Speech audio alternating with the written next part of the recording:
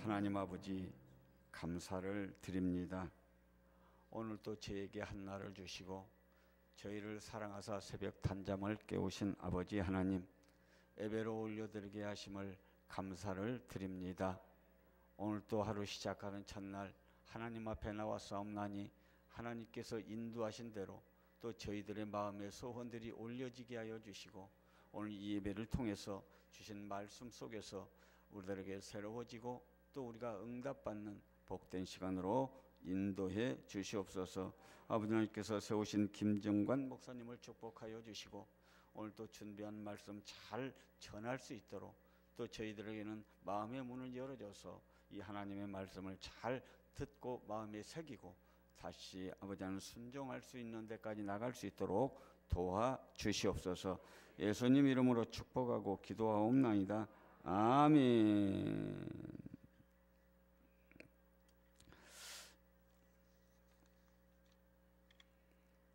오늘 말씀을 전하여 주실 강사 목사님은 늘 기쁜 교회에서 심우하시는 김정관 목사님이십니다. 이제 목사님 나오셔서 먼저 구해야 될 것, 이런 제목으로 은혜의 말씀을 전해 주시겠습니다.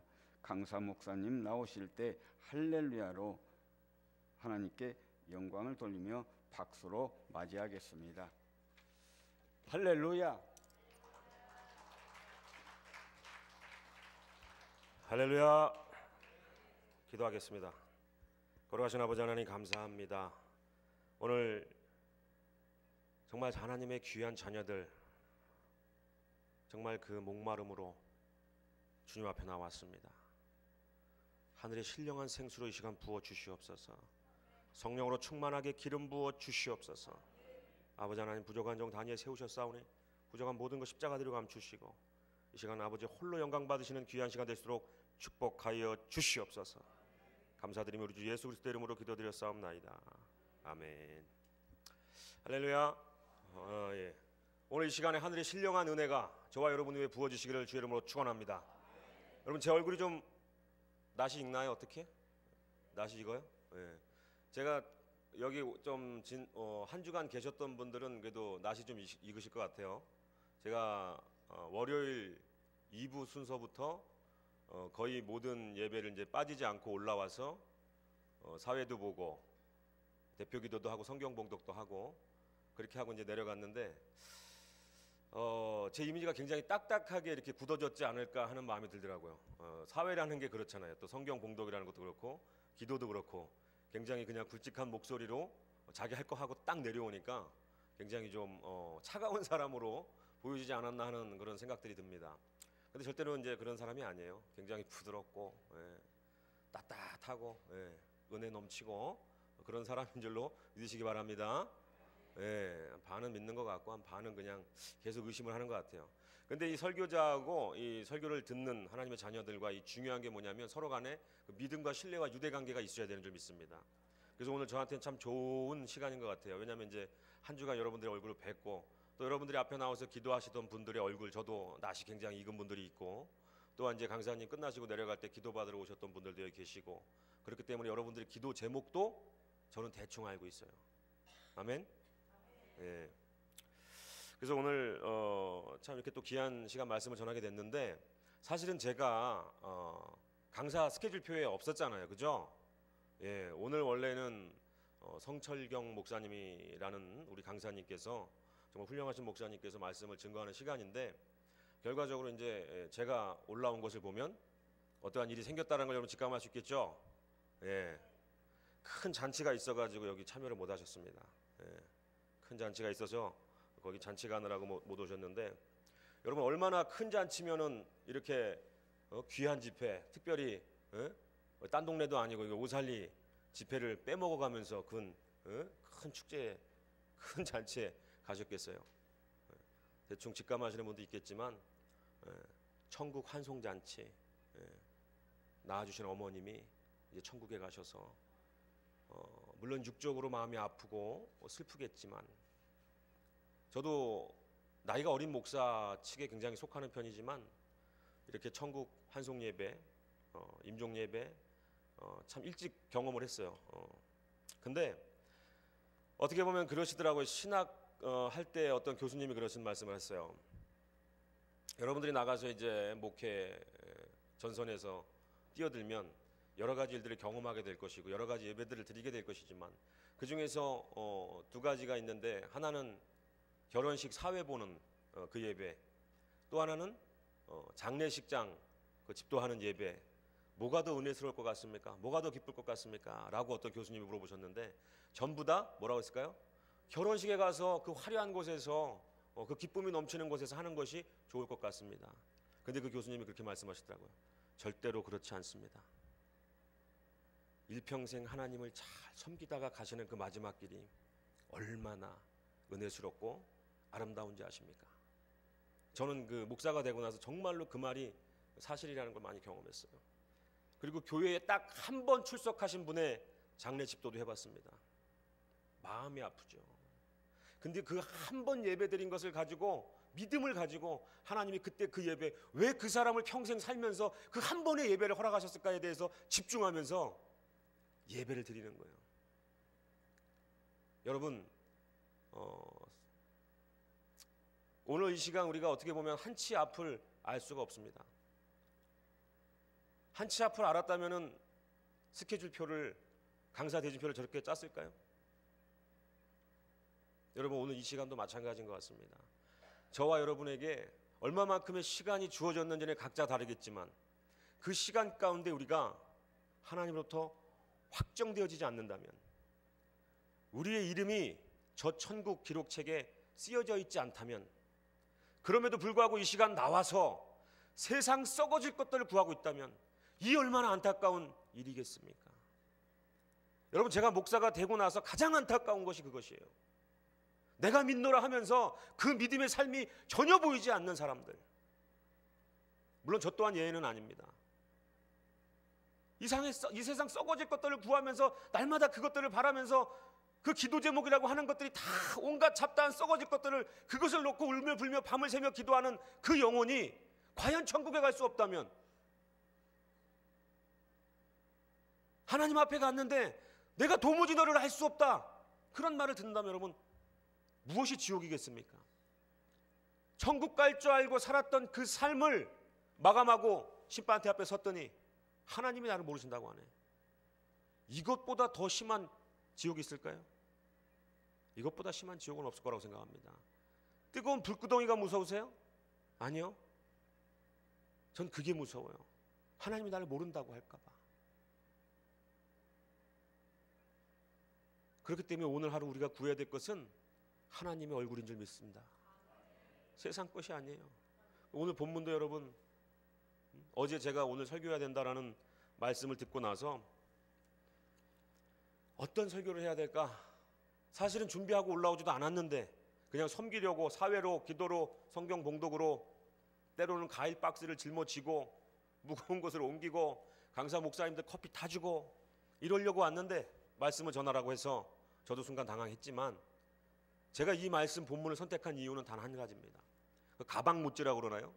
목사님들 가방을 좀 들고 일주일 동안 성경책도 들고, 왜냐하면 이제 기도 받으러 오시는 분들이 이제 줄을 서니까 가방을 들여드려야 되잖아요. 그래가지고 이제 가방을 들고 있다 보니까 어떠한 기도 제목을 가지고 나와서 기도를 받는지를 다 듣게 되었어요. 그때마다 많은 안타까움이 있었습니다. 하나같이 세상 것에 매여서. 여러분, 물론 오늘 본문을 우리가 오해하지 말아야 될 것은 우리에게 먹을 것, 마실 것, 입을 것이 필요 없다라는 것이 아니에요. 반드시 필요한 줄로 믿습니다. 그러나 하나님께서 오늘 본문을 통해서 말씀하시는 건 뭐냐면, 그러나 너희들이 그럼에도 불구하고 하나님 앞에 먼저 구해야 될 것이 있다라고 말씀하고 있다라는 것이에요. 정말로 완벽하게 준비되어야 될 것들은 준비되어 있지 않는데 이 세상 썩어질 것들을 준비하기 위해서 얼마나 그렇게 몸부림치는지, 이렇게 하늘 성산에 올라와서까지 여러분, 그러한 하늘의 것이 아닌 이 땅에 썩어질 것에 매여가지고 그것에 연연해 하는 사람들을 볼 때 목사로서 마음이 아프더라고요. 그래서 제가 대충 보니까, 이 통계를 내보니까 기도 받으러 오시는 분들의 대부분 한 40%가 뭐냐면 질병의 문제. 마음이 아팠어요. 40%, 또 다른 40%는 재정. 좋게 얘기하니까 재정이지 돈 문제예요. 예. 그리고 한 20% 정도가 관계 문제인 것 같더라고요. 관계를 통해서 받은 상처, 그 상처로 인한 우울증이나 약간의 어떤 정신분열이나 공황장애 같은 것들, 뭐 이런 것들에 매여 있는 것들, 과거로 인해 매여 있는 것들, 대부분의 기도 제목들이 이런 것이었어요. 그래서 오늘 하나님이 저에게 이런 말씀을 전하라고 주신 것 같습니다. 여러분, 강사 잘 만난다고 해서 여러분의 문제가 해결되지 않습니다. 여러분, 이 앞에 강단에서 하나님의 말씀을 전한다는 것은 정말로 어마어마한 일이지만, 그렇다고 해서 그 전하는 사람을 잘 만났다고 해서 그 사람의 손이 닿았다고 해서 여러분의 문제가 해결되지 않습니다. 절대로. 그럼 어떻게 해야 문제가 해결됩니까? 예수 그리스도를 만나야 됩니다. 모든 문제의 해결 정답이 바로 예수 그리스도인 줄을 믿으시기를 주의 이름으로 축원합니다. 예수 그리스도를 만나야 될 줄로 믿습니다. 하나님 얼굴을 바라봐야 될 줄로 믿습니다. 하나님께서 우리를 치료하기 원하시고 우리에게 재정을 충만하게 부어주시기 원하고 우리의 삶을 윤택하게 해주시기를 원하는 그 하나님이 왜 그런 것들을 가로막고 있겠습니까? 우리가 하나님의 관계가 회복되어 있지 않기 때문에, 그렇기 때문에 그러한 인간적인 문제, 세상적인 문제를 가지고라도 이 성산에 와서 여호와의 얼굴을 구하라. 그러면 내가 너희를 만나줄 것이며 내가 너희를 치료할 것이며 너희들의 심령을 회복할 것인데, 너희들은 아직도 여호와의 얼굴을 구하는 것이 아니라 세상에 썩어질 것, 당장 너 앞에 문제로 다가온 것을 어찌하여 구하고 있느냐. 그 안타까움이 제 안에 일주일 동안 있었습니다. 성령의 임재 안으로 들어가셔야 돼요. 성령의 임재 안에서 예수 그리스도의 십자가를 밝히보고 그 십자가를 통해서 하나님과의 관계가 회복되는 것, 그것이 말하는, 이 성경이 말하는 의입니다.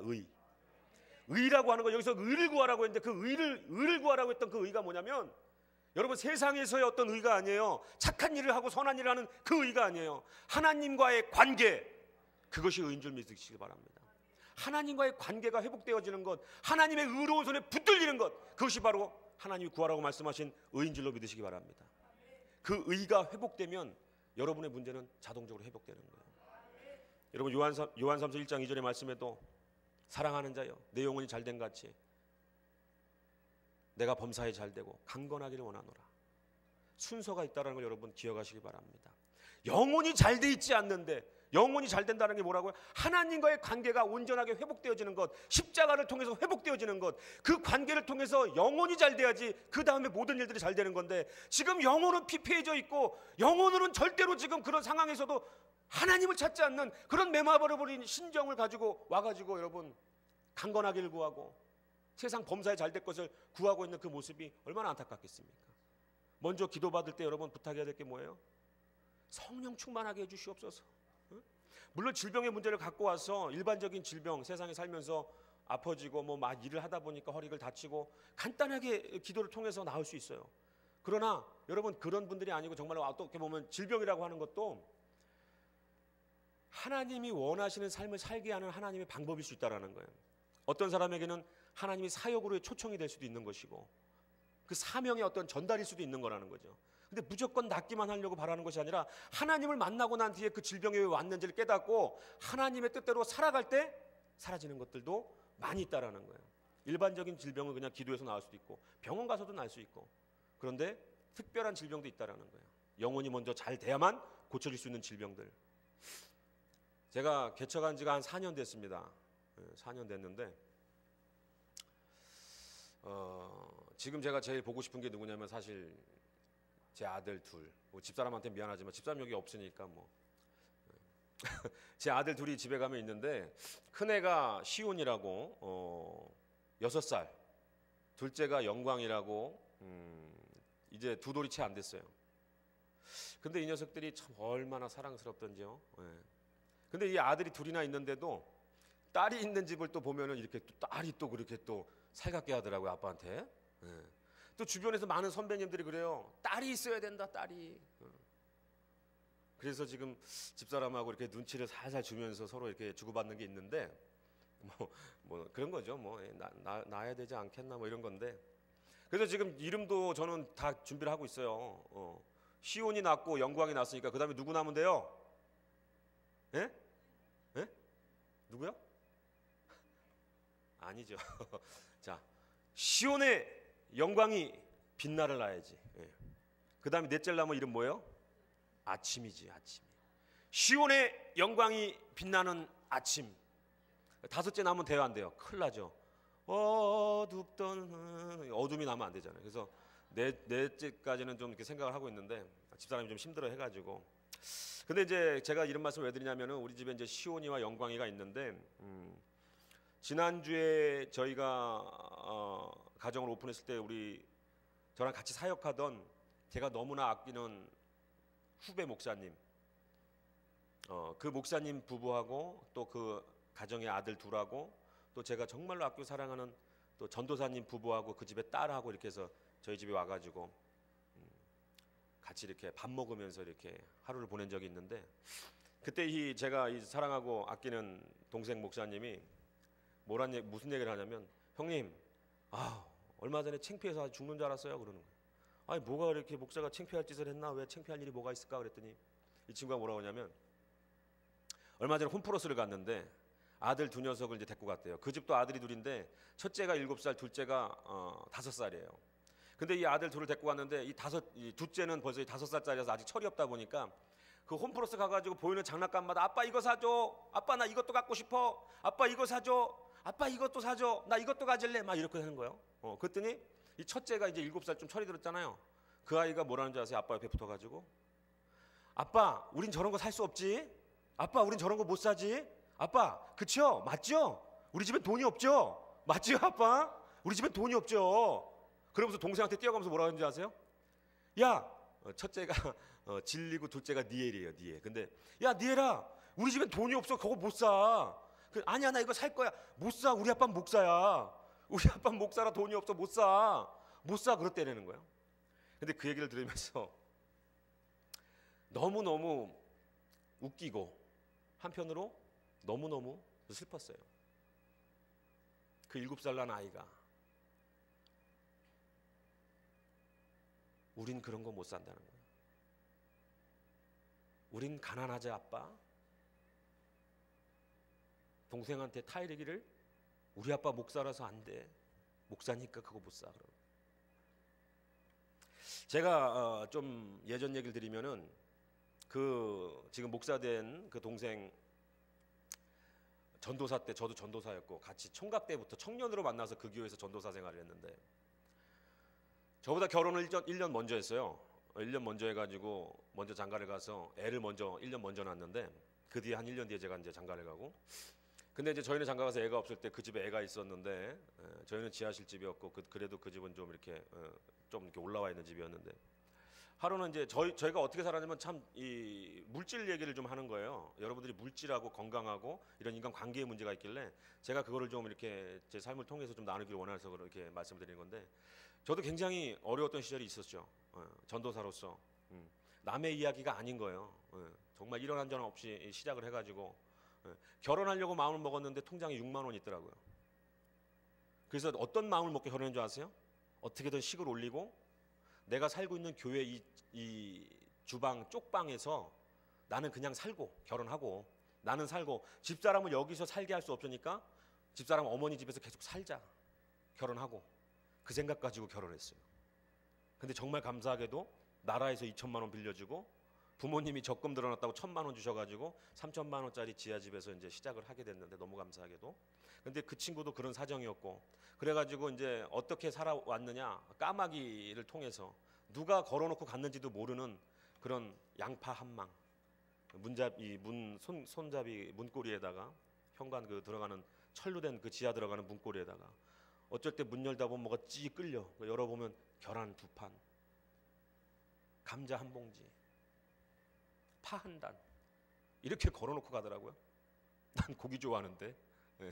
그래서 계란으로 애를 위로했지만, 근데 계란 2판 들어오거나 양파가 2망 있으면 우리만 먹기 뭐 해가지고 그 전도사 집에 가는 거예요. 지금 목사 대신. 그래가지고 그 집에 똑같이 걸어놓고 오려고 양파 1망을 가져갔는데, 그 집 앞에 통지서가 붙어 있더라고요. 통지서가. 지금도 생각하면 참 마음이 아픈데 무슨 통지서였냐면 가스 끊겠다라는 통지서가 빨갛게 붙어 있더라고요. 겨울에 갓난아이가 있는데, 근데 밀린 요금이 써 있더라고요. 제 기억으로 16만 3천 원이었나 13만 6천 원이었나. 그 통지서에 손을 대고 기도했어요. 하나님이 내주세요. 내가 낼 돈이 없는데 하나님이 내주세요. 아, 이 전도사 불쌍해서 어떡합니까? 애도 있는데 도대체 몇 달을 안 냈으면. 그때 사례비가 40만 원이었거든요. 결혼하고 그 친구도. 하나님이 좀 내주십시오.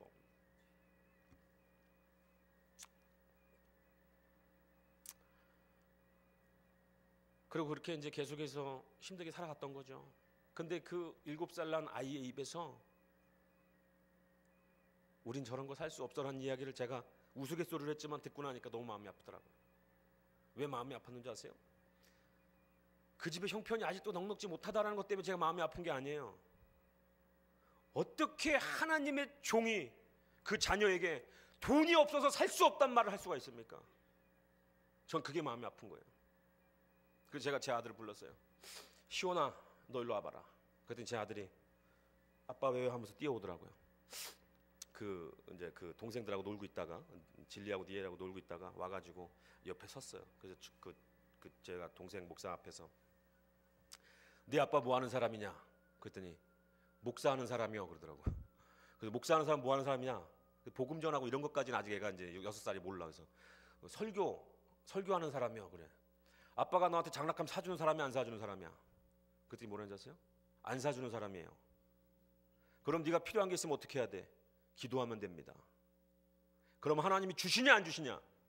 주십니다. 6살짜리 아이에서 나오는 이 대답이에요. 네가 앞으로 살면서 어떠한 재정의 문제에 부딪히더라도 하나님이 너에게 그것이 다하다고 여기면 너에게 반드시 주실 것이다. 아빠는 연약하고 힘이 없고 내게 만약 돈이 있어도 가난한 이웃에게 나눠줘야 되기 때문에 너에게까지 그 고급스러운 장난감을 사줄 수 없지만 하나님은 너에게 그런 모든 것을 허락하실 수 있는 능력의 하나님이야. 언제부터 계획을 했는지 아세요? 그 교육을 했는지 아세요? 3살 때부터, 맑게 알아들 때부터. 저희 아들이 한 번도 그 뒤로 저한테 장난감을 사달라는 적이 없어요. 마트에 가서 굴르고 뭐 넘어지고 자빠지는 애들 많이 보지만 저희 아들은 아빠 이거 잠깐 만져볼게. 만져, 얼마든지 만져요. 그 자리에서 기도합니다. 하나님 이거 갖고 싶어요. 그리고 EBS 같은 데서 이렇게 방송 보다가 뭐 뽀로로 이런 거 보다가 중간중간 장난감 광고 나와요. 그러면 다른 방으로 건너가서 무릎 꿇고 기도하더라고. 예수님, 나 로보캅 폴리 갖고 싶어요. 저도 그 아이보다 믿음이 없는 것 같아요. 어쩔 때는 걔가 11만 9천 원짜리를 달라고 기도하더라고요. 제가 생각했습니다. 그런다고 그게 될까? 그런다고 될까 싶은데 목사지만 나는 네가 그렇게 기도하는 걸 봤지만 마음이 좀 짠해도 절대 난 사줄 사람이 아닌데 될까? 그런데 그 아이가 그 다음날 한 번도 그런 역사가 없었는데 그 다음날 용돈이 60만 원이 넘게 생겼어요. 그 아이한테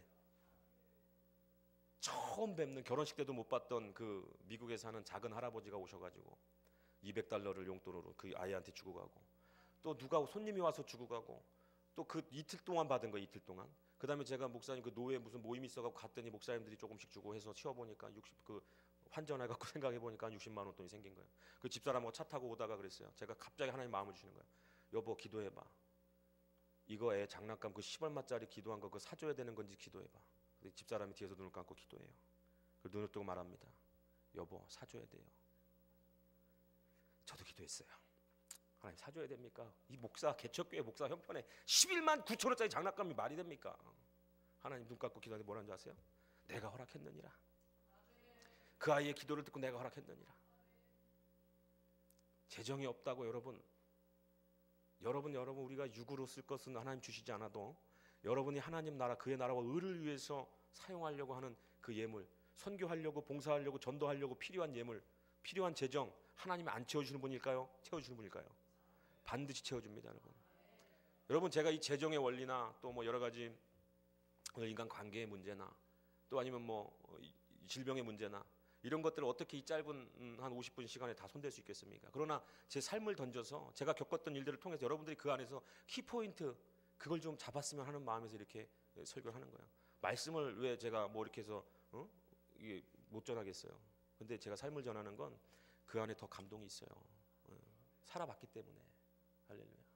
그래서 그 아들을 데리고 마트로 가기 전에 교회로 왔습니다. 교회로 와가지고 11조 헌금 봉투, 감사 헌금 봉투, 건축 헌금 봉투, 구제 헌금 봉투, 선교 헌금 봉투를 쫙 깔아놓고 11조는 제가 계산을 해서 넣어주고, 그 다음에 감사 헌금 봉투, 나머지 모든 봉투들 다 주면서 여기다 네가 하나님 앞에 드리는 거니까 넣고 싶은 만큼 넣어.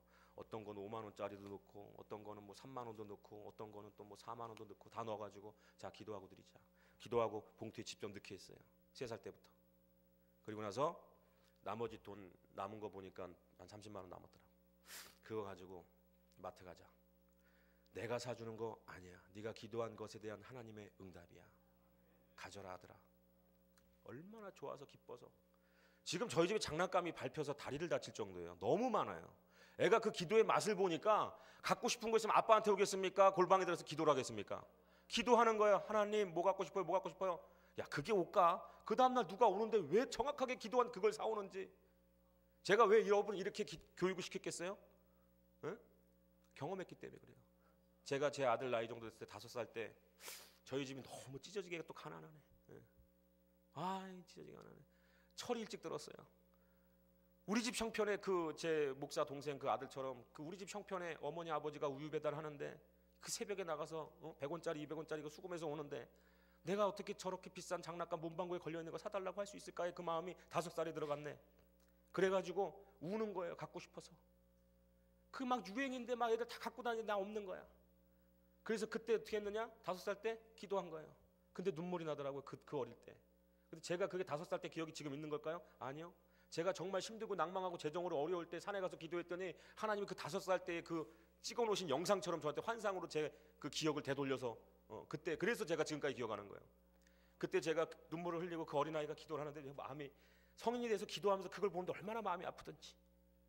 근데 그 기도를 하고 나서 아이가 울면 힘이 빠지니까 자잖아요. 잤는데 그때 뭐라고 기도했냐면 그때 후레쉬맨 세트인가 해가지고 뭐 헬멧하고 칼하고 총하고 뭐 벨트하고 여기 뭐 허리에 차는 거 그런 거 있어요. 그게 갖고 싶었던 거예요. 그랬더니 하나님한테 뭐라고 기도했냐면 하나님 나 이거 주면 내가 우리 동네 악당들 다 내쫓고 무서운 사람들 다 혼내주고 도둑들 못 들어오게 내가 지킬게요. 하나님 나 이거 갖고 싶으니까 주세요. 그렇게 기도했더라고요. 그러고 나서 잠을 잤는데 낮잠을 자고 일어났어요. 근데 그 눈앞에 그게 있는 거예요. 그게 있는 거예요. 제가 기도했던 똑같은 게 있는 거예요. 교육을 얼마나 잘 받았는지 우와 하면서 만지지 않았어요. 엄마한테 갔어요. 빨래하고 있는 엄마한테 가서 엄마 저거 누구 거야? 나도 몰라. 지나가던 아줌마가 이 집에 아들 있는 거 보고 우리 아들이 안 갖고 놀아서 이 집 아들 주고 싶어서 갖고 왔다고 하면서 놓고 갔어. 여러분 그런 하나님이에요. 제가 그 기억을 하나님 떠올려 주신 다음에 제가 얼마나 울었는지 아세요? 그 자리에 주저앉아서 얼마나 울었는지 몰라요. 그러면서 하나님 저에게 무슨 말씀 주셨냐? 태초부터 너에 대한 계획이 있어. 네가 지금 어렵고 힘든 거 너를 만들기 위함이니라. 내 종으로 너를 삼기 위함이니라. 아프고 병들고 가난한 자들을 위해서 품고 우는 그러한 종을 만들기 위해서니라. 내가 없고 내가 가난해서 너에게 못 주는 것이 아니라 너를 만들기 위해서 내가 너에게 참고 있느니라. 그 한마디가 저에게 얼마나 위로가 됐는지. 그때부터 저한테 무서운 게 없어요. 재정으로 뭐 어렵다 그런 말이 없어요. 하나님 앞에 무릎 꿇으면 되는 거예요. 하나님이 다 주신 줄 믿으시기 바랍니다. 참 드리고 싶은 얘기가 참 많고 제가 왜냐면 일주일 동안 그 목사님 뒤에서 여러분들 기도를 들었을 때 그 마음에 저도 쌓인 게 있기 때문에 그런 걸 다 풀어내고 싶지만 주어진 시간에 한계가 있기 때문에 좀 짧게 지나가겠습니다. 그 이해가 좀 안 되시더라도 왜 저런 말을 하지 하더라도 하여튼 하나님께 맡기고 그래서 여러분들 제가 지금 얘기하는 것은 여러분들이 기도를 통해서 여러분들이 원하는 것을 쟁취해라 얻어내라가 절대 아닙니다. 지금 얘기하는 거 이 본문의 주제는 뭐냐면 우선순위를 얘기하는 거예요. 신앙생활이라는 게 뭔지 아세요? 우선순위를 정비하는 거예요. 우선순위를. 내가 만문이 우상이 되어 있는지 교회에 나오면서 집사직분, 권사직분, 장로직분 하물며 목사 직분을 내가 갖고 있더라도 이 만몬이 우상이 돼가지고 하나님보다도 그 만몬 밑에 내가 숨어 사는지, 여러분 그것을 우리가 확인을 해야 되는 거예요. 우리가 물질을 정복하고 물질을 이기려면 하나님이 최고의 우선순위가 되면 나머지 것들은 다스려지는 거예요. 여러분 오늘 이 원리가 그런 원리가 아닙니까? 너희는 먼저 그의 나라와 의를 구하라. 그리하면 내가 너에게 필요한 모든 것을 책임질 거라고 하나님 말씀하고 있는데, 그의 나라와 의를 구하는 것이 아니라 땅에 썩어질 것, 그것들을 구하고 있으니까 하나님 마음이 얼마나 답답하겠냐라는 것이죠. 그래서 여러분들 우리는 영적 전쟁이라는 게 뭐 그렇게 크게 뭐 다른 말 아닙니다. 우리가 영적 전쟁은 날마다 어떠한 선택에 있어서 그 우선순위를 하나님께 두고 그 거룩하신 하나님을 바라보고 하나님이 원하는 것에 우선순위를 두고 먼저 행할 때 나머지 것들은 따라오는 거예요. 재정 앞에서 얼마나 막힙니까 여러분. 이 문제를 갖다가 그냥 좀 해야 되는데, 그러다 보니까 하나님 앞에 감동은 오는데 감사함을 하라고 감동은 오고, 또 뭐 11조 뭐 하고 해야 되는데, 이번 달 11조는 죄송합니다 하나님, 이것 좀 막아야 될 게 먼저 있어서, 그런 모든 우선순위에서 밀려나니까 밀리다 보니까 여기까지 오는 거예요. 여러분 없을수록에 여러분 물질은 뭘로 통과해야 되는 줄 아세요? 물질은 물질로 통과해야 되는 줄 믿으시기 바랍니다. 여러분 없을 때일수록 심는 거예요. 제가 한 번은 집사람이 헌금을 했는데, 개척교회 목사지만 지금까지 전도사 때부터 집사람한테 용돈 한번 제대로 줘본 적이 없습니다. 명품백이요?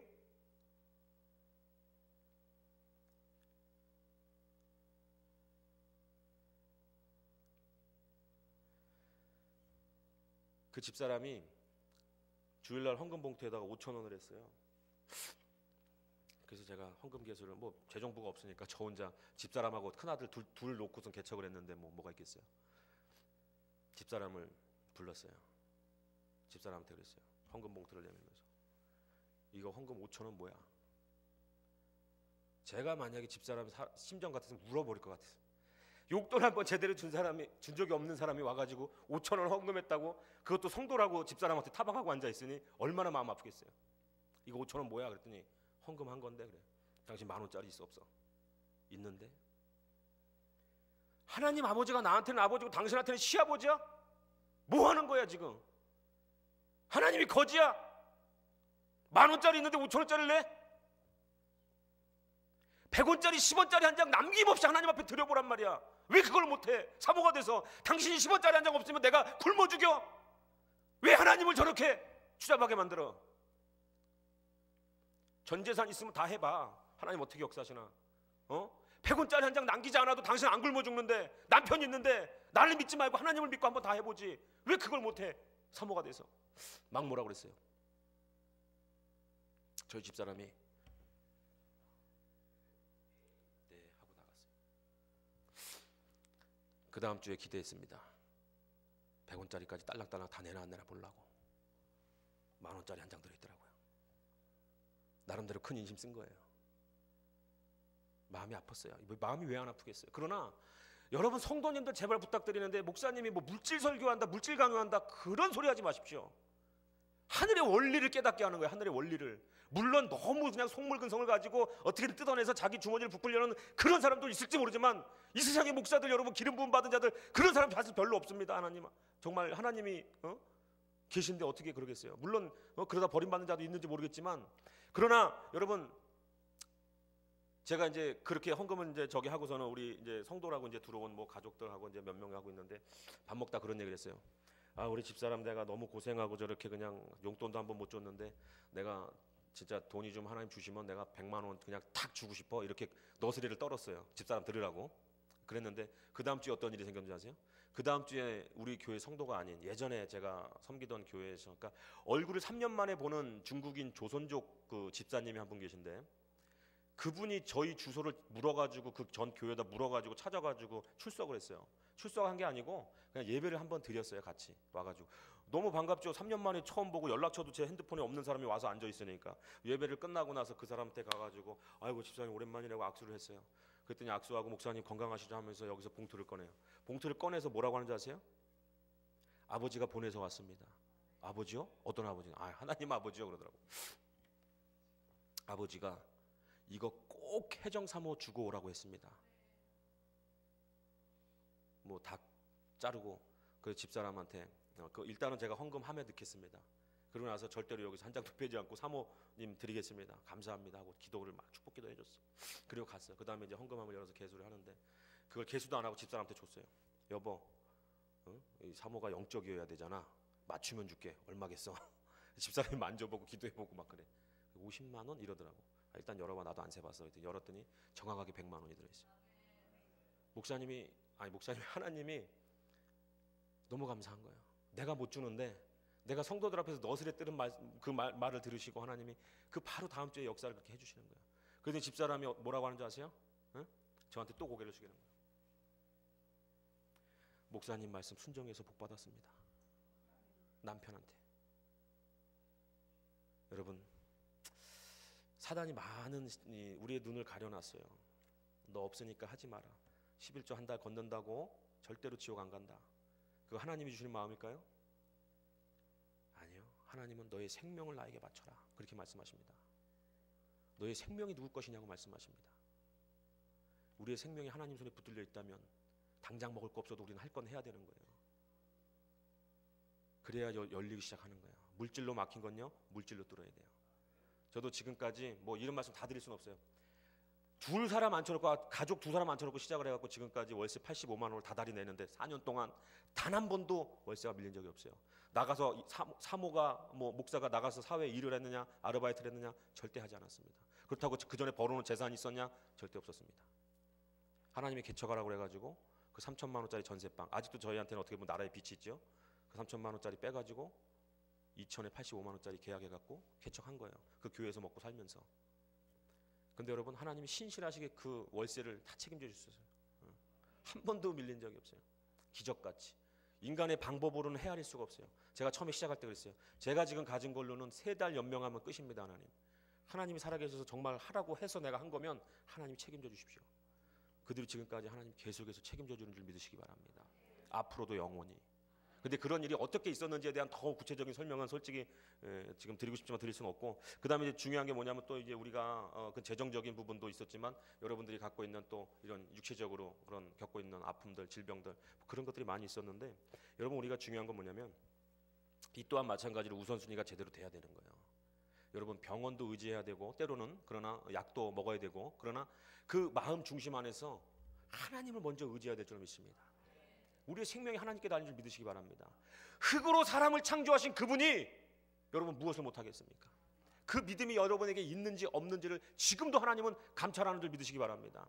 여러분, 그 믿음이 어떤 믿음인지 아세요? 그 질병을 고치는 믿음이 어떠한 믿음이냐? 여러분, 근심 없는 믿음이어야 되는 거예요. 내 질병에 대해서 근심하지 마시기 바랍니다. 요한복음 14장 1절에 너희는 마음에 근심하지 말라. 하나님을 믿으니 또 나를 믿으라.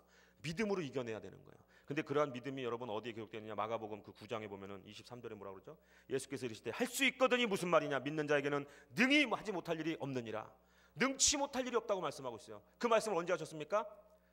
그 정신이 혼란해가지고 그 귀신이 들어가가지고 여러분 물로도 굴르고 불로도 굴르는 그 자녀를 둔 부모가 그 자녀의 손을 붙잡고 나와가지고 하나님 예수님 앞에 고쳐달라고 기도하고 있는 거 아니에요? 그랬더니 무엇이든지 간에 나한테 조금이라도 도움이 줄 수 있으면, 이 자녀가 조금이라도 똥오줌이라도 가릴 수 있게 해준다면 그거라도 좀 어떻게 안 될까요? 라고 부탁하는 그 부모에게 예수님 뭐라고 말씀합니까? 할 수 있거든이 무슨 말이냐? 믿는 자에게는 능치 못함이 없느니라. 그렇게 말씀하시니까 이 아버지가 뭐라고 그래요? 거기에 해답이 있어요. 주여, 내가 믿나이다. 내가 믿음 없는 것을 도와주소서. 믿음 없는 것을. 여러분, 우리는 장성한 믿음까지는 이르지 못할 수도 있어요. 그러나 이 아버지가 뭐라 그러죠? 소리질러 부르짖어 이르는 거예요. 내가 믿나이다, 내가 믿나이다. 그러나 자신 안에 진정한 그 나을 거라는 믿음이 없는 걸 아는 거예요. 그러니까 예수님께 도와달라고 부탁하는 거예요. 내 안에 믿음이 없는 것을 도와주소서. 그러나 내 안에 믿음이 없더라도 내가 믿나이다 입으로 고백하는 거예요. 부르짖는 거예요. 여러분, 아픈 자녀를 두고 여러분 여러 가지 문제를 가지고 나와서 부르짖는 부모를 보지 못했습니다. 여러분, 금식하고 있을 수도 있어요. 힘이 없을 수도 있어요. 그러나 여러분, 예수님께서 무엇을 보고 고쳐주셨습니까? 그 부르짖음 아니겠습니까? 주여, 내가 믿나이다. 내 안에 믿음이 없을지라도, 믿음이 없는데도 목사님한테 기도 받아보려고 내가 나갈지라도 그래도 내가 부르짖어야 될 거 아니냐는 거예요.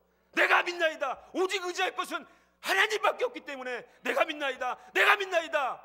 그렇게 부르짖으며 나아갈 때 하늘에서 신령한 은사로 우리에게 믿음이 주어지는 줄 믿으시기 바랍니다. 근데 그 믿음조차도 달라고 하지 않고 있으면 어떤 문제가 해결되겠어요? 믿음은 하늘로부터 오는 거예요.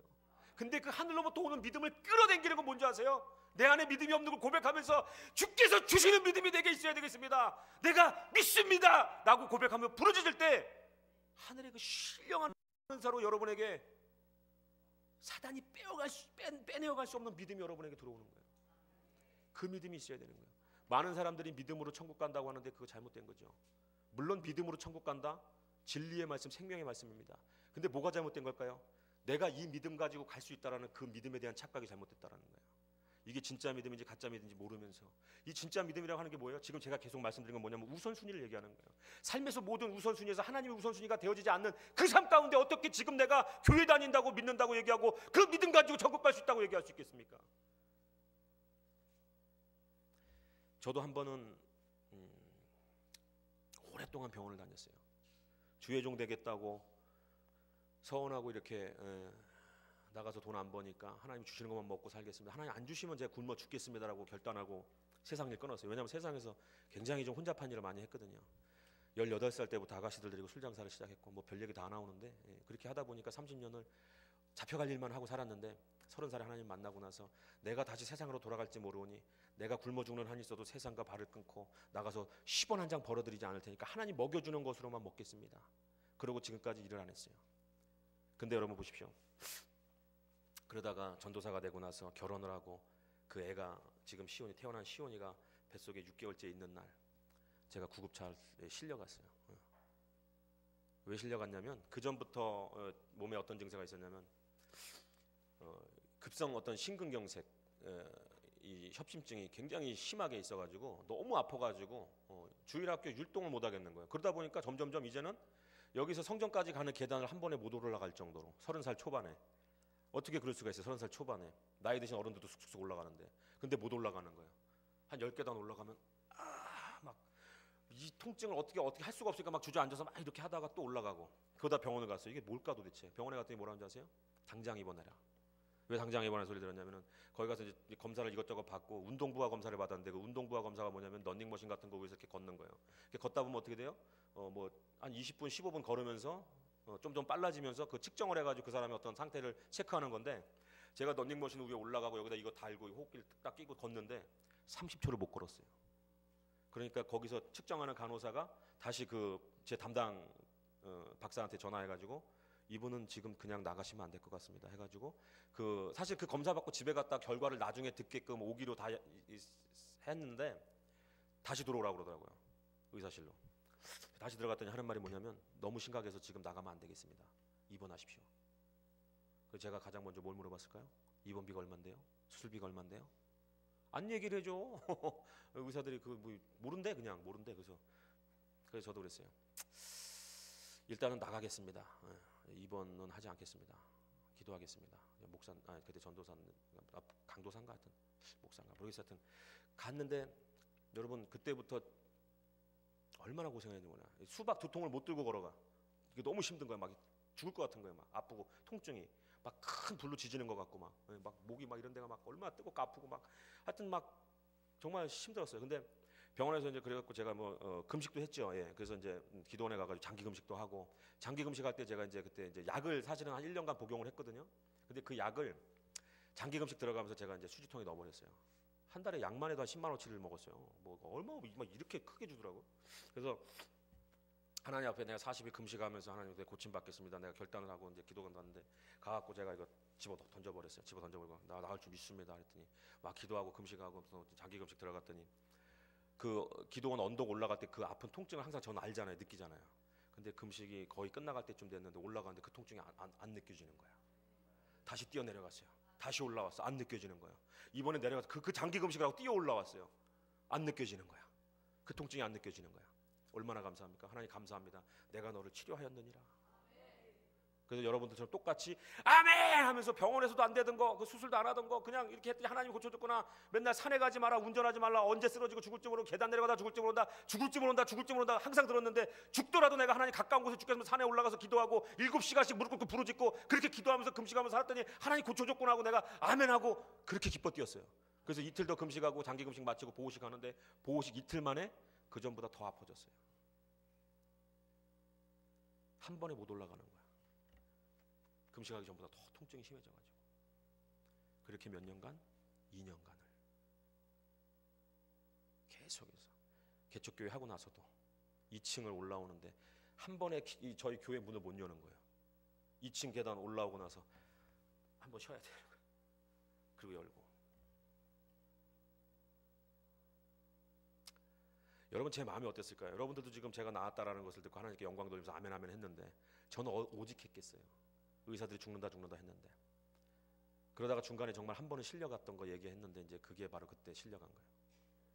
집사람은 뱃속에 아기가 있는데 밤 11시에 쓰러져가지고 의식이 거의 있다 없다 하는 상황에서 앰뷸런스를 타고 병원까지 이송되는 그 순간이 얼마나 길게 느껴지든지. 그래서 이제 뭐 이런 통에다 집어넣고 MRI 찍고 못 찍고 다 해가지고 새벽 3시쯤에 검사 끝나가지고 이제 오늘 입원 이게 저 방이 있으니까 그걸로 입원하시면 됩니다. 제가 뭐라고 그랬겠어요? 저 입원 안 합니다. 그러고 나왔어요. 제가 실려갈 때 그 생각했거든요. 아, 의사가 죽는다 할 때 진짜 이게 그날인가 보다. 가는 날인가 보다. 뱃속에 아기를 보고 아내를 보니까 얼마나 마음이 아프던지 오늘 가는 날인가 보다. 내가 주의 종으로 내가 떳떳하게 뭐 하나 진짜 하지도 못했는데 가나 보다. 그러면서 많은 생각들을 하고 갔는데 또 다시 의식이 돌아와가지고 통증이 가라앉아가지고 의사는 이제 입원을 해서 내일이라도 바로 수술 들어갈 수 있게 금식부터 들어가고 하자고 하는데 저는 나가겠습니다. 그냥 말도 안 되는 표정으로 쳐다보더라고요. 그리고 그냥 나왔어요. 집사람하고. 그 밤에 이제 새벽 3시에 택시 타고 집으로 와가지고 그 증세가 또 오려고 하는 거예요. 미치는 거죠. 금식도 이렇게 장기 금식을 드렸는데 하나님 앞에서 제가 울었어요. 하나님, 그 고통은 더 못 걷겠으니까 그냥 지금 그냥 고통 없이 갔으면 좋겠습니다. 눈물이 쏟아지듯 가슴을 적시는 거예요. 그냥 고통 없이 갔으면 좋겠습니다. 주님, 그냥 고통 없이. 그 고통 2번 겪을 자신이 없는데. 그러니까 또 다시 고통이 좀 먹고. 그러면서 그날 그 다음 날은 이제 제가 교회 출근을 못했어요. 전화를 하고 실려갔다 왔는데 이만저만해서 실려갔다 왔는데 너무 좀 안정을 취해야 될 것 같아서 못 나가겠습니다. 죄송합니다 하고 그 다음 날 나갔어요. 다음 날 나갔더니 목사님 딸인데 그 부목사님 사모님이에요. 저랑 나이가 같아가지고 약간 친구를 먹어요. 성격이 좋아가지고 친구를 먹고 서로 좀 약간 놀리기도 하고 그런 친한 사이인데 제가 사무실에 앉아가지고 기력이 없이 이렇게 앉아 있는데 사모님이 뭐 또 좀 잘 살고 또 했어요 또. 그런데 이제 그 부목사 사모님 나이도 비슷한 들어와가지고 장지갑에서 찍 지퍼를 열더니 카드를 딱 꺼내가지고 저한테 제 테이블에다가 툭 던져주더라고. 그러면서 뭐라는 줄 아세요? 몇 백이고 뭐 얼마고 상관없으니까 안 갚아도 되니까 가서 빨리 병원 가서 수술하세요. 뭐 하는 겁니까 지금? 그러더라고. 근데 너무 고마웠어요. 사실 나 이렇게 생각해 주는구나. 몇 백이도 괜찮으니까 안 갚아도 되니까 당신 몸부터 챙기세요라고 하는 그 말이 까탈스러운 원래 스타일이니까 그렇게 얘기를 했지만 너무 고마웠어요. 그래서 제가 그 카드를 잡는 순간에 그 카드를 집어드는 순간에 얼마나 많은 생각이 여기서 왔다 갔다 했는지 아세요? 마지막 기회인가? 하나님 이건가요? 그 카드를 잡아서 반사적으로 저도 모르게 뭐라고 했는지 아세요? 나 하나님의 종입니다. 살려도 그분이 살리고 죽여도 그분이 죽이니까 내가 편협한 신앙인은 절대 아닙니다. 이러한 방법으로 사람을 통해서도 하나님 도우시는 걸 내가 알지만 내가 목사로 생명 바치기로 주의 종으로 생명 바치기로 다짐했는데 이것 가지고 가서 고쳐서 나오면 내가 누구 앞에 서서 병고치탄 소리를 하며 내가 누구 앞에 서가지고 안수기도 할 것이며 물론 여러분 병원 가서 수술하는 목사님 잘못됐다는 거 절대 오해하지 마십시오. 그 고통을 통해서 하나님을 더 깨달아 아는 그런 것도 있는 거예요. 근데 저에게 주신 거는 하나님이 수술을 허락하지 않는 거예요. 제 마음에. 그렇기 때문에 제가 그렇게 얘기를 했던 거지 절대 제가 잘나서 그런 얘기를 하는 게 아니에요. 내가 정말로 하나님 앞에 생명 바쳤는데 그 생명 지금 아파서 데리고 가도 내가 그 생명에 대해서 어떻게 내가 하나님 앞에 왈가왈부할 수 있겠냐. 근데 내가 믿는 것 한 가지인데 그게 뭐냐면 하나님께서 흙으로 사람을 만드시고 창조하시고 그 안에 생기를 불어넣고 생명으로 만드셨는데 그 하나님이 나를 못 고친다는 난 생각을 하지 않는다. 절대로. 그렇기 때문에 하나님이 이러한 방법으로 고치는 걸 알지만 그래도 내가 절대 병원 가서 수술하지 않겠다. 그러고 나서 2년 동안 살면서 얼마나 괴로웠겠어요. 목회한다고 하는데 누가 같이 가는 사람이 좀만 빨리 걸으면 못 걸으니 젊은 사람이 60 드신 어르신보다도 뒤에 처져가지고 걸으니 2년 정도 지나고 나서 자연스럽게 치료됐어요. 어떤 특별한 뭐 어떤 막 그게 아니고 그냥 자연스럽게 하나님이 계속해서 지켜보시는 거예요. 네가 내가 그 카드를 던져줬을 때 네가 끝까지 나를 믿고 의지하며 신뢰했는지, 정말로 네 입술에 그 고백, 네가 생명 바치고 주님의 길을 가겠습니다라고 했을 때 그게 정말 너의 진짜 이 마음에서 생명에서 나온 고백이었는지, 네가 죽어도 가하고 살아도 가하냐.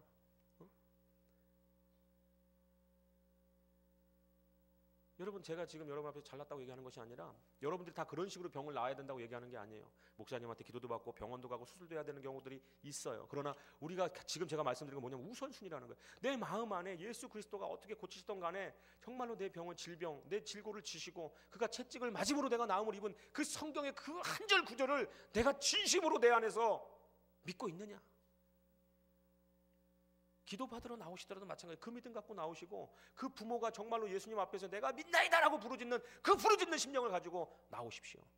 이 목사한테 기도 받으면 혹시 낫지 않을까, 저 목사가 능력 있어 보이는데 저 목사한테 받으면 낫지 않을까가 아니라 하나님 한번 바라보시고 그 심령의 중심을 하나님 보고 계시는데 그 목사를 의지한다는 것 자체도 사람을 의지하는 것이 아니겠습니까? 물론 목사를 통해서 저도 그 뒤로 사실은 이제 하나님이 많은 병자들을 보내주셨어요. 왜냐하면 제가 교회에서 기도했던 게 있기 때문에. 교회에서가 아니고 그 병원에서, 그 오랜 시절 병원에서 보내고 거기서 줄 서 있고 약 먹으면서 그 병원, 그 종합병원, 그 강남 성심병원에 그 많은 사람들이 막 간호사 의사랑 싸우면서 얘기를 하는 거예요. 내가 예약을 해놓고도 왔는데 어떻게 2시간을 기다리고 앉아있게 만드냐고서 아파가지고 막 소통치다가 막 쓰러지는 분들부터 해서 아주 흑암의 그 어둠의 그늘이 자욱한 그 병원을 보면서 그 가운데 저도 그 어둠에 눌려서 그 질병 가운데 갇혀서 보는 거예요, 이렇게. 근데 하나님이 눈물을 흘리게 하시는 거예요. 눈물을. 불쌍한 영혼들. 나는 저들과 달라. 나는 똑같은 질병을 갖고 있지만 나는 하나님의 자녀된 백성이다. 내가 지금 겪고 있는 것은 나를 단련하시기 위한 하나님의 과정이다. 내가 반드시 정금같이 나아가리라. 쓰임받으리라. 그렇게 견뎠던 거예요. 그러고 나서 하나님 앞에, 하나님 나 고쳐주시면 내가 저 아픈 사람들 위해서 기도하겠습니다.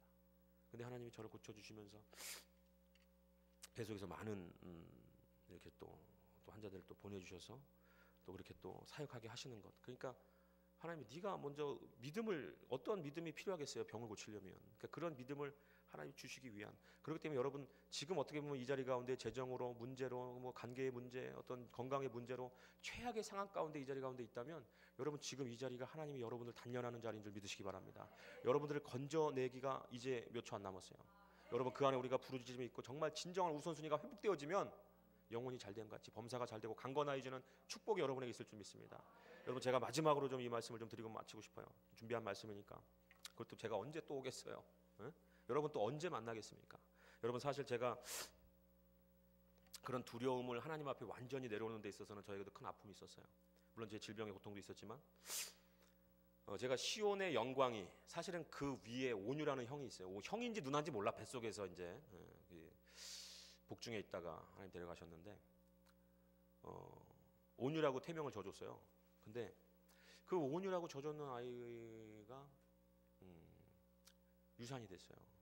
유산이 됐는데 제가 왜냐면 집사람을 만날 때도 항상 집사람 앞에서 걱정하고 근심하던 게 한 가지가 있었는데 그게 뭐냐면 이제 결혼하고 나서 이제 항상 근심하던 게 뭐냐면 우리가 이제 언젠가 아기가 생길 텐데, 그래서 약간 자연피임도 좀 했었고 했는데 아기가 생길 텐데 이 아기가 낳으면 지금 양파 한 망 누가 걸어줘서 먹고 뭐 해고 먹는데 이 아이 뭐 기저귀 값이 분유값 내가 어떻게 할까? 어떡할 거? 근데 항상 머리로 생각하고 있어. 집사람이 언젠가 여보 나 임신했어라고 할 때 그때 내가 어떤 모습으로 집사람한테 얘기해줘야 될까? 준비하는 거. 왜? 연기해야 되기 때문에. 실질적으로 여보 나 임신했어 하면 속으로는 어땠겠어요? 아이고야 어떡하니? 어떻게 산다니? 이런 마음이 있잖아요. 그러다 보니까 연기를 준비하는 거야. 그래서 집사람이 내가 딱 이제 살고 한 2년 정도 돼가 1년 좀 넘어가지고 딱 이제 퇴근해갖고 교회에서 들어왔는데 집사람이 저를 보면서 막 웃어. 직감했어요. 올 것이 왔구나. 그러면서 뭐 테스터기를 보여주면서 여보 나 임신한 것 같아 그러는데 제가 연기했어요. 하나님 감사합니다. 주님 감사합니다.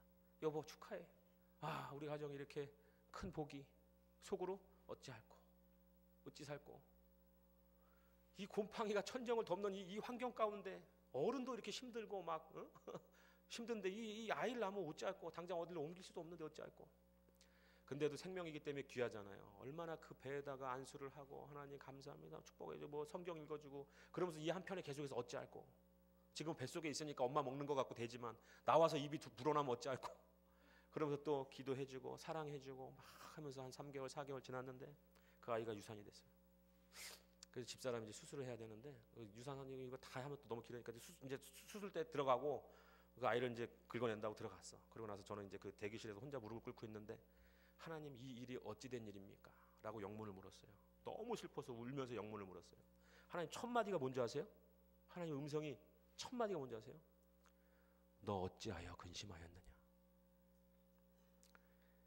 태어나서 엄마 젖 한 번 물어보지 못할 아이를, 네가 걱정하던 기저귀 분유 한 번 입에 대보고 차보지 못할 아이를 어찌하여 네가 걱정하느냐? 완전히 산산조각 났어요. 완전히 부서져 내렸어요. 마음 아픈데 좀 어떻게 해줘봐요, 이런 마음이었었는데 하나님, 내가 죽을 죄를 졌습니다. 내가 믿노라 하면서 그 많은 영혼들 앞에 서서 설교하는 자가 내 안에 믿음이 없었습니다. 하나님 용서하여 주시옵소서. 죽을 죄를 졌습니다. 하나님 살려주시옵소서. 용서하여 주시옵소서. 용서하여 주시옵소서. 내가 믿노라 하고 내 안에 진정한 믿음이 없었습니다. 하나님, 내가 용서를 빕니다. 하나님 용서해 주시옵소서. 그때 하나님이 한참을 용서를 구하고 이렇게 울고 했는데 하나님이 그 다음에 뭐라고 말씀하신지 아세요? 내가 너를 사랑하노라. 지금 당장 뱃속에 있는 그 4개월 3개월 애지중지 그 여기던 애가 죽었는데 제가 뭐라고 고백한 줄 아세요? 하나님한테? 아닙니다. 하나님, 제가 더 사랑합니다. 하나님, 제가 더 사랑합니다. 그때 하나님 다시 세 번째 뭐라고 저한테 음성을 들려주셨느냐? 지금 이 일이, 이 사건이 너에게 능력이 될 것이다. 너무나 아픈데 능력이 될 것이다. 그래서 제가 그랬어요. 아멘. 그러고 나서 얼마 전에도 지지난주에도 캄보디아에서 일주일간 선교를 하고 왔는데 그곳에 갔는데 한 번도 우리 애들이 아픈 적이 없었는데 호텔에 이제 옮겨가지고 와이파이가 터지길래 영상 통화를 했어요. 근데 집사람이 울상을 하고 있고 영상 통화를 하는데 둘째가 환자복을 입고 있는 거예요. 환자복을 입고서는 입원을 해 있는데 집사람이 뭐라 그러느냐? 갑자기 이 둘째가 자다가 발작을 했다는 거예요. 그리고 낮에 한 번 더 해가지고 병원에 입원했어요. 뭐 그러더라고. 울러 그래 막. 제 마음에 얼마나 근심이 왔겠어요. 왜 더 근심할 수밖에 없는 게 뭐냐면 제가 이렇게 치유 사역을 하면서 그 아픈 사람들의 몸의 통증을 쉐어하는 그런 어떤 은사가 있어요. 그래서 뭐 감정도 좀 쉐어가 되고 아픈 통증들이 올 때가 있는데 제가 그 전에 영화 감독 딸내미가 아프다는 소식을 듣고 2번 가서 병원 가서 기도를 해줬는데 그게 뭐였냐면 뇌전증으로 발작을 일으키는데 하루에 60번씩 발작하는 아이가 있어요. 저희 아들보다 2살이나 어린, 큰 아들보다 2살 어린 4살짜리가. 그래서 그 아이들 딸을 막 기도해 주다 보니까 내가 기도가 뭐 그런 것에 어떤 악한 영향이 이렇게 타고 들어오진 않았나. 그 졸도하는 아이를 기도해 주다 보니까 어떤 그게 쉐어되는 건가. 그 부모의 마음을 내가 쉐어하는 건가. 이런 생각도 하면서 그 소식을 듣고 내가 그 아이를 위해서 더 전심으로 기도해 주지 못한 것을 막 회개했어요. 그리고 제가 무슨 생각을 했느냐. 하나님, 지금 이 순간부터 3일 일정이 남았지만 나는 단식에 들어가겠습니다. 내 새끼 살려주십시오. 하나님, 내가 지금부터 단식합니다. 그 생각하고 무릎을 딱 꿇었어요. 우선순위에 대해서 말씀드리는 거예요. 하나님 뭐라고 말씀한 줄 아세요? 너 어찌 금식하려 하느냐. 그때 깨달아졌어요. 내가 지금 선교지에 와 있지. 캄보디아에 와 있지. 저 캄보디아 영혼들 때문에 여기 있지. 여기서 내가 내 아들 놓고 금식하며 기도하는 게 맞는가? 아니더라고요. 그래서 이렇게 기도했습니다. 하나님, 데려가시든지 살려두시든지 하나님 뜻대로 하여 주시옵소서. 내가 지금 이 순간부터 내 아들에 대한 기도를 하지 않겠습니다. 금식도 하지 않겠습니다. 같이 갔던 11분의 목사님들에게 폐가 되니까 그냥 선교하겠습니다. 이 지역의 아이들을 놓고 기도하겠습니다. 그리고도 4일이나 아이가 입원해 있었어요. 토요일날 제가 이제 귀국하고 나서 주일날 예배드리고 나서 결과가 그때 이제 나와갖고 퇴원을 했어요. 열로 인한 발작이었더라고요. 지금 깨끗이 나와서 건강하죠. 하나님이 그걸 계속해서 점검하는 거예요. 네 안에 불안함이 아직도 있느냐? 네가 날 아직도 믿지 못하느냐? 목회자다 보니까 계속 점검하세요. 그렇게 지금도 가끔씩 너의 우선순위가 내가 맞느냐? 네 아들이냐? 물질이냐? 돈이냐? 교회냐? 성도냐? 나냐? 하나님이냐? 그 우선순위가 지금도 저에게 항상 싸우는 영적 전쟁인 줄 믿으시기 바랍니다. 그 아이가 사실 이제 그건 이제 둘째 아이 얘기고, 그래 그때부터 이제 근심을 하지 않는 건데, 사실 근심은 하나님이 굉장히 슬퍼하시더라고요. 하나님을 슬프게 하려면 여러분 근심하세요. 주의 백성이 근심하면, 여러분 우리도 자녀를 키우지만 우리 자녀가 한숨 쉬면서 근심하는 모습 보고 싶지 않잖아요. 부모를 믿어야지. 응? 할렐루야.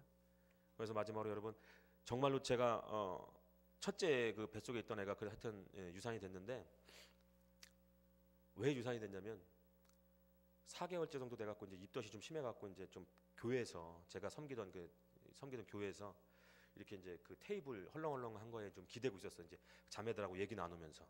근데 저보다 한 4살 정도 어린 청년이 와가지고, 당연히 교회에서는 저희 집사람 임신 중인 거 다 알죠. 근데 저보다 4살 정도 어린 청년 애가, 아직 장가 안 간 애가 와가지고, 우리 집사람은 어려서부터 이제 봐왔으니까, 교회에서 몇 년 저보다 더 일찍 봤으니까 장난친다고 와가지고 기대고 있는 그 테이블을 발로 찼어요. 그래가지고 집사람이 그래서 유산이 됐어요. 자, 뭘 말씀드리냐면, 여러분들 재정을 지금 거쳐서 어떻게 보면 또 물질 이런 건강 문제를 좀 거쳐서, 지금 제가 마지막으로 말씀드리면 관계적인 문제를 마치고 이제 끝내려고 하는데, 여러분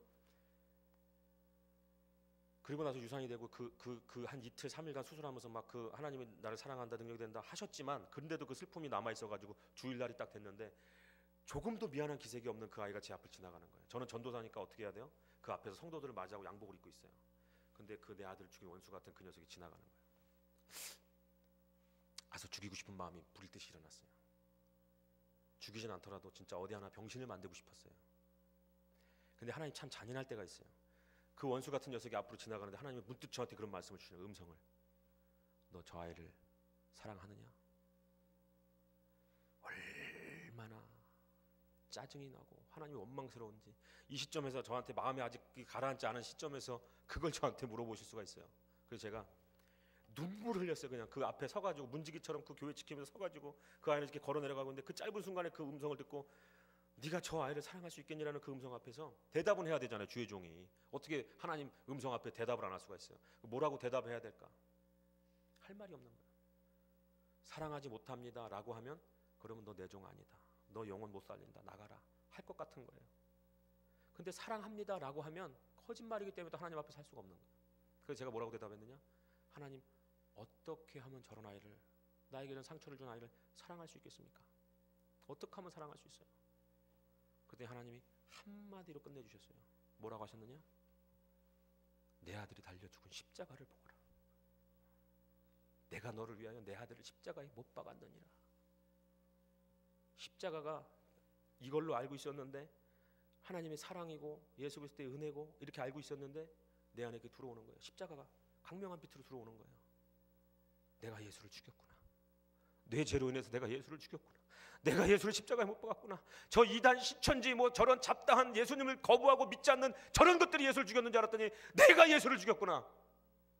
그런 하나님이 나를 사랑하는구나. 아들의 생명을 바쳐서 나를 사랑하는구나. 그 사랑이 이 안에 들어오는 거예요.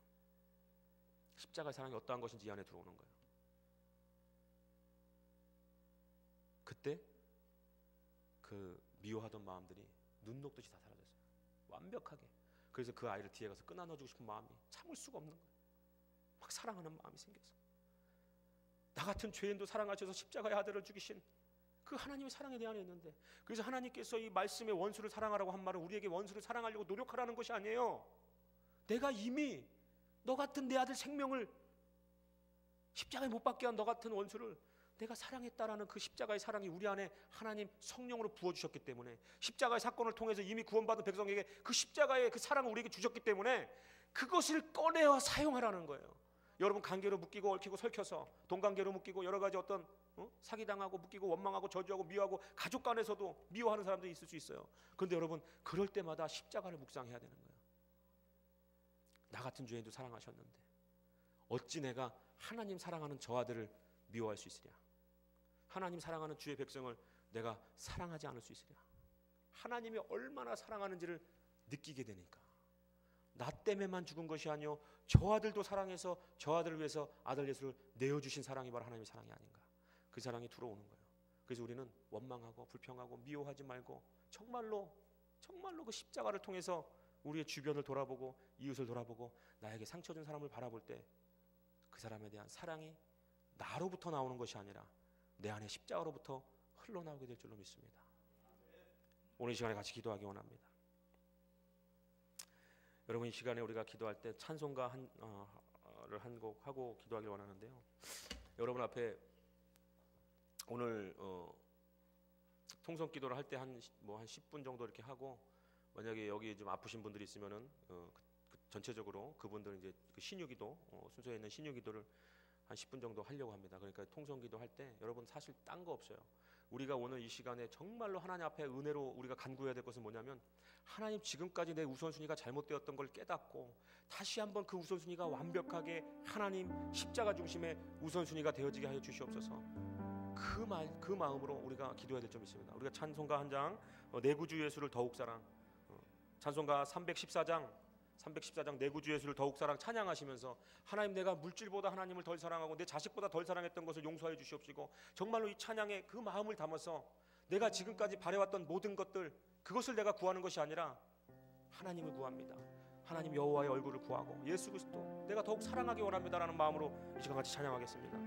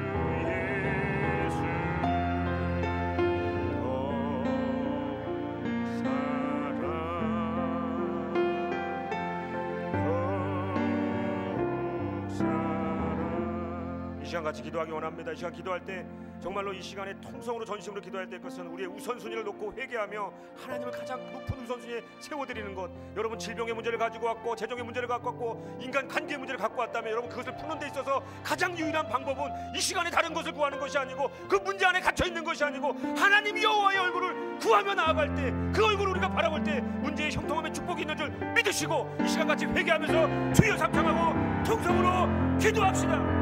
주여!